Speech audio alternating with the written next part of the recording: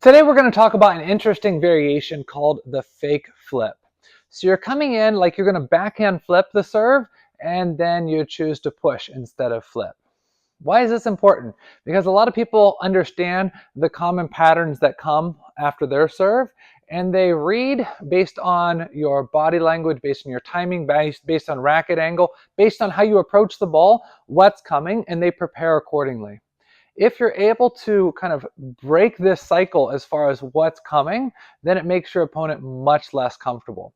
Even if you just use this shot one time or two times per game, then your normal flip is going to become more effective. Why? Because they're not sure which one is coming. So, how do you develop this shot? Well, first it starts with developing the basic flip and developing the basic push. If you don't have those two down, then don't work on this yet. Turn off the video and work on more basic things. If you have both of those down, what you want to be able to do is approach the ball in the same way that you would for flip. So bend your knees down low, come inside the table, and wait for the ball as if you're going to flip. Now, instead of playing flip, what are you going to do? You're going to open your racket up, and using your core and your legs, you're going to glide through the bottom of the ball. It's important that you be able to play this one late timing. If you fake and then play early timing like this, they're going to be able to see that you played push. Now, there are some world-class players that use that variation as well, but the easier one that I would recommend is act like you're going to play flip and then play late timing push.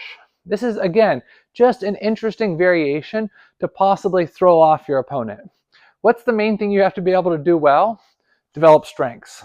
Use those strengths and to be able to dominate your opponent with your strong shots. You've got to be consistent and you've got to be threatening.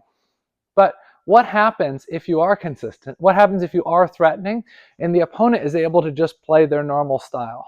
Well, then you're going to have to threaten with some other variations that can cause him problems. Now, if you just work on this while you're at the tournament or just work on this while you're at the club, it's going to be difficult to implement this during match play. So I'd recommend getting a Power Pong table tennis robot, and you can set up this drill very, very simply.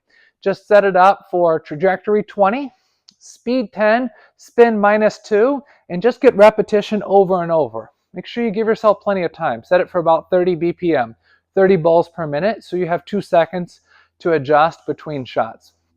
Just do it real slow and get repetition over and over. Then what do you do? With a practice partner or even in match play, gradually start implementing this. Yeah, you're going to miss some, and that's normal, but you're going to have to be able to have that transition period from what you're using with the robot to what you're using in tournaments, and that involves mental strength.